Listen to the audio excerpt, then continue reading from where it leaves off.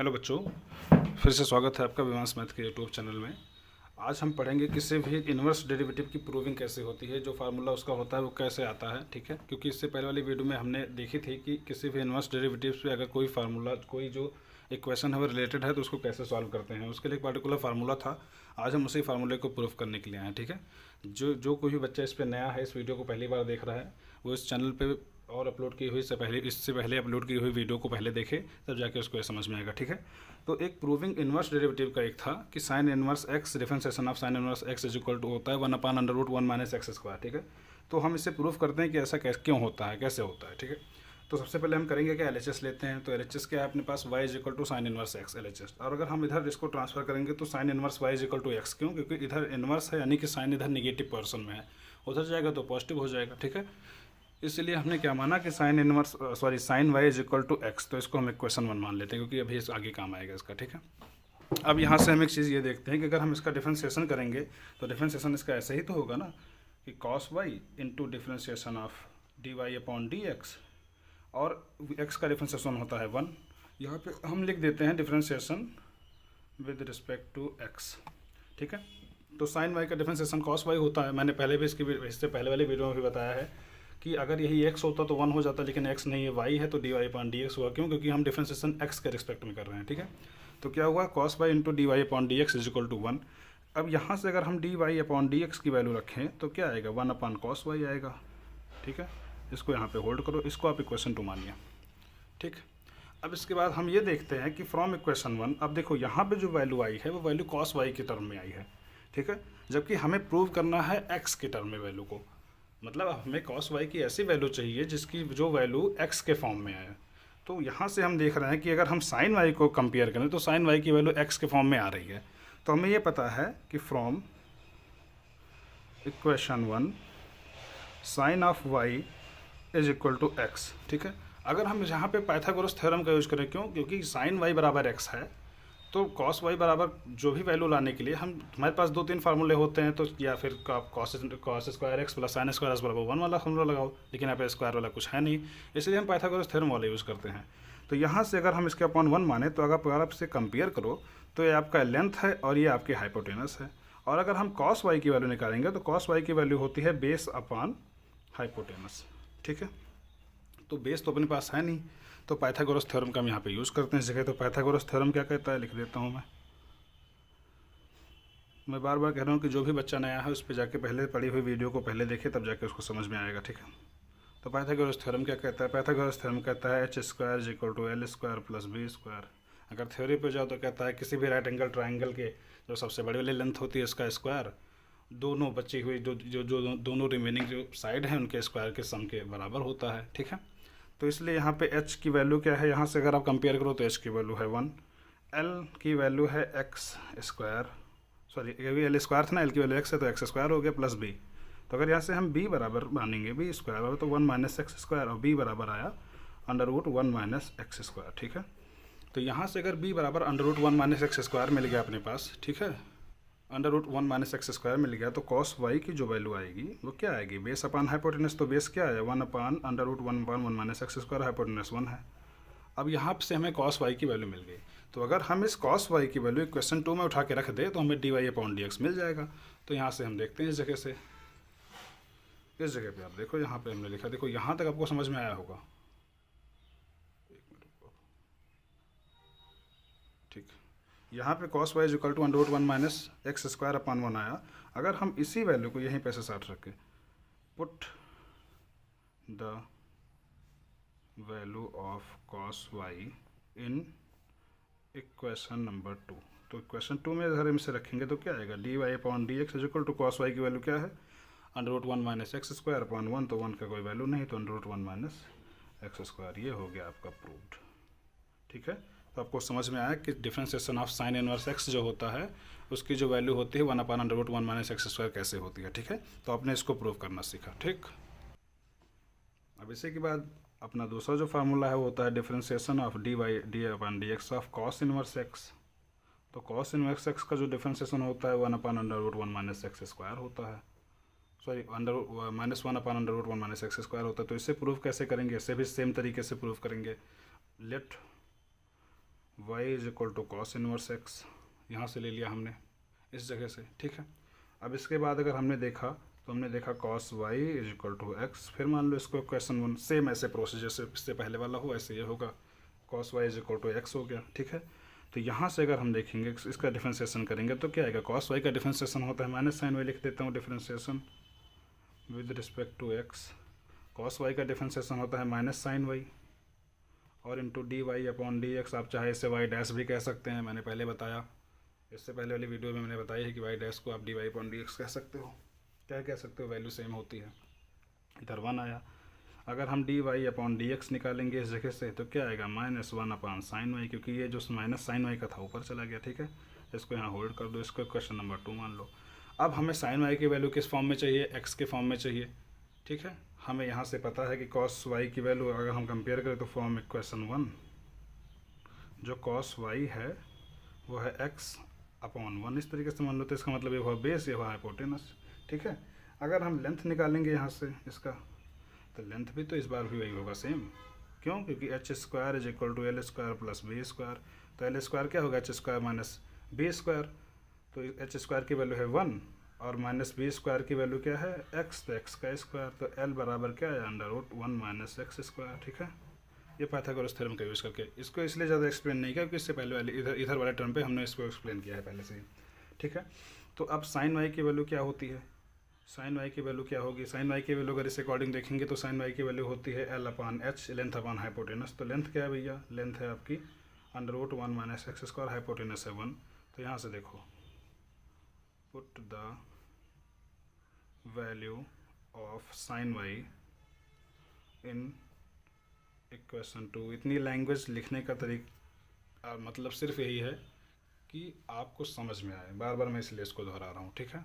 अब sign y की value अगर हम इक्वेशन 2 में रखेंगे तो differentiation of d y upon d x is equal to minus sine y की वैल्यू क्या थी √1 माइनस एक्स स्क्वायर अपॉन 1, तो 1 अपॉन 1 ऊपर जाएगा तो मल्टीप्लाई हो जाएगा, तो 1 इंटू 1 1 ही होगा, तो इसका मतलब इसके नीचे सिर्फ क्या बचा √1 माइनस एक्स स्क्वायर, ठीक है। तो ये भी हुआ आपका प्रूफ, तो इसका मतलब हमने 2 देखा, differentiation of sine inverse x यहाँ पे लिखा है इस जगह पे, differentiation of sine inverse x उसका ये प्रूविंग पूरा, and differentiation of cos inverse x उसकी भी वैल्यू हमने ये निकाली इस जगह पे, ठीक है। अब इसके बाद अपने पास होता है, इसके जस्ट बाद अपने पास है differentiation of tan inverse x यहाँ पे, ठीक है। फिर उसके बाद थर्ड वाला जो था वो था D upon d x of tan inverse x, और इसकी वैल्यू हमने तगड़ी थी 1 अपॉन 1 प्लस एक्स स्क्वायर, ठीक है। तो ये भी सेम वैसे ही सॉल्व होगा, तरीका भी लगभग इसका सेम होगा, लगभग क्या सेम उसी पैटर्न पे सॉल्व होगा। तो पैटर्न क्या रहेगा यहाँ पे अगर आप हम देखेंगे तो फिर हम कहते हैं y is equal to tan inverse x, ठीक है। तो tan y is equal to x, फिर इक्वेशन 1 मान लीजिए इसको, ठीक है। यहाँ पे मानना जरूरी है, इक्वेशन इसलिए मान रहा हूँ कि आपको समझ में आए बार बार, ठीक है। तो tan y is equal to हो गया x।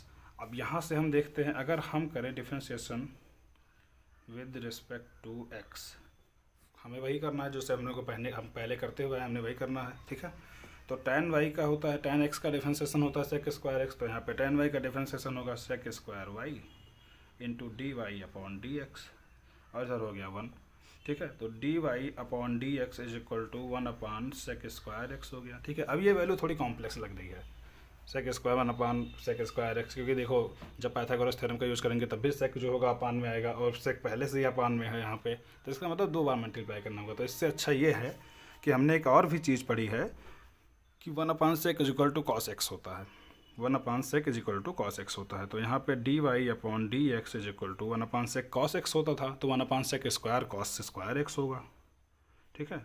ये हो गई आपकी क्वेश्चन नंबर 2, ठीक है। ये समझ में आया होगा आपको, 1 अपॉन सेक स्क्वायर एक्स जो होगा वो कॉस एक्स के बराबर होता है, ठीक है। अब यहाँ पे देखो हमें अब वैल्यू किसके चाहिए, हमें कॉस स्क्वायर एक्स की वैल्यू चाहिए d y upon d x के टर्म पे, और वैल्यू कैसे आनी चाहिए, एक्स के फॉर्म में आनी चाहिए, क्यों, क्योंकि हमें एक्स के फॉर्म में प्रूव करना है, ठीक है। तो यहाँ से हमने देखा कि फ्रॉम इक्वेशन 1 सेम वही चीज़, tan y is equal to x, ठीक है। तो इसका मतलब ये क्या हुआ, ये हुआ आपका लेंथ और ये हुआ आपका बेस, ठीक है। ये टैन वाई अपॉन एक्स जो हुआ ये हुआ आपका लेंथ, ये हुआ आपका बेस, ठीक है। पाइथागोरस थ्योरम का फिर से यूज़ करो, अब इस बार आपको हाइपोटेनस निकालना है, तो H square is equal to L square plus B square, तो एच स्क्वायर बराबर क्या आया 1 प्लस एक्स स्क्वायर, तो h बराबर क्या आएगा, under root 1 plus x square, ठीक है। अब यहाँ से हमें कॉस स्क्वायर एक्स की वैल्यू चाहिए। हमें ये पता है कि कॉस एक्स बराबर होता है, तो क्या होता है, वो होता है बेस अपॉन हाइपोटेनस, ठीक है। तो बेस कितना है भैया, बेस है इसका 1, यहाँ से कंपेयर करो तो बेस है 1, हाइपोटेनस क्या हुआ 1 प्लस एक्स स्क्वायर। लेकिन हमें ये तो कॉस की वैल्यू निकली कि हमें कॉस स्क्वायर एक्स की चाहिए, तो दोनों तरफ स्क्वायर कर दो, तो कॉस स्क्वायर एक्स की क्या होगा 1 अपॉन 1 प्लस एक्स स्क्वायर। क्यों, क्योंकि अंडर रूट का जो स्क्वायर होता है वो अंडर रूट, अगर अंडर रूट का आप स्क्वायर करोगे तो अंडर रूट हट जाता है, ठीक है। तो कॉस स्क्वायर एक्स की जो वैल्यू आई यहाँ पे वो क्या है 1 अपॉन 1 प्लस एक्स स्क्वायर। अब इसी वैल्यू को उठा के आप इक्वेशन नंबर 2 में रख दीजिए, ठीक है। Put the value of cos square x in equation 2। तो d y upon d x equation 2 में क्या होगा 1 अपॉन 1 प्लस एक्स स्क्वायर, ठीक है। ये हुआ यहाँ पे आपका प्रूफ, ठीक है। तो इसका मतलब जो 3 फार्मूले थे अपने पास प्रूविंग ऑफ इन्वर्स डेरिवेटिव्स के, जो 3 फार्मूले थे, पहला साइन इन्वर्स एक्स, दूसरा कॉस इन्वर्स एक्स और तीसरा टैन इन्वर्स एक्स, तो हमने इन तीनों फार्मूलों को आज एक्सप्लेन किया कि कैसे इसकी वैल्यू इसके बराबर होती है, ठीक है।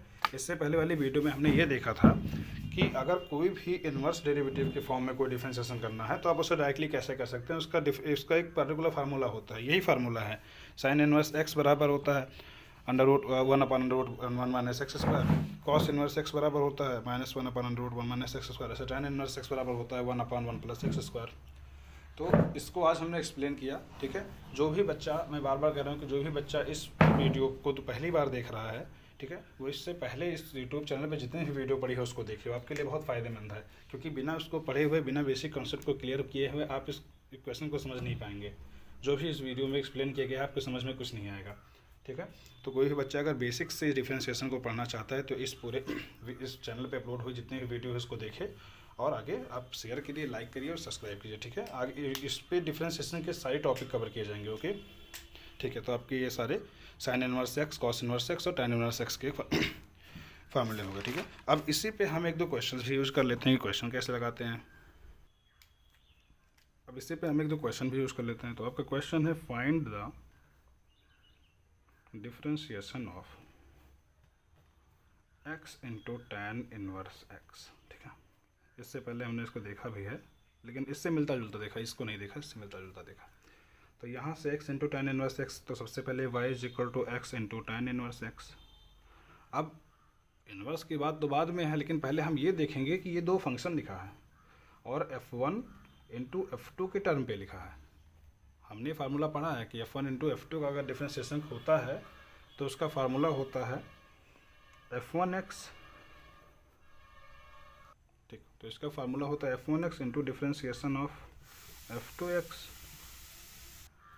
Plus f2x into dy upon dx of f1x। मैंने बताया था याद करने का सिर्फ एक तरीका, अगर एक को छोड़ेंगे तो दूसरे का डिफरेंशिएशन होगा और दूसरे को छोड़ेंगे तो पहले का डिफरेंशिएशन होता है। ये इसका तरीका है याद करने का, ठीक है। तो यहाँ से हम रखते हैं x आपका है f1 और टैन इनवर्स x आपका f2 है, ठीक है। तो यहाँ से हम देखते हैं f1x into tan inverse x का differentiation into differentiation of tan inverse x यानी D upon d x of tan inverse x, ठीक है। और प्लस f2 फिर इस बार टैन इनवर्स x और into d upon d x of x, ठीक है। तो y इज इक्वल टू क्या आएगा x into differentiation of tan inverse x, हमने यहाँ पढ़ा, इसी जगह पे पढ़ा भी। तो differentiation of tan inverse x जो होता है वो होता है 1 अपॉन 1 प्लस एक्स स्क्वायर और प्लस टैन इनवर्स x को आप एज इट इज़ रखिए और इंटू इस जगह पे इंटू x का डिफरेंशिएशन होता है 1, तो आप इसे ऐसे लिख सकते हैं कि tan inverse x plus x upon 1 plus x square, ठीक है। ये हुई आपकी इस क्वेश्चन का सलूशन, ठीक है। अब ऐसे अगर आपके पास एक और क्वेश्चन है, मान लो कि x into cos inverse x है, ठीक है, तो भी आप सेम तरीका यूज़ करेंगे y is equal to x into cos inverse x। तो अगर आप इसका डिफरेंशिएशन करोगे तो इसी फार्मूले पे होगा f1 f2 वाले फार्मूले पे, तो f1x x और differentiation of cos inverse x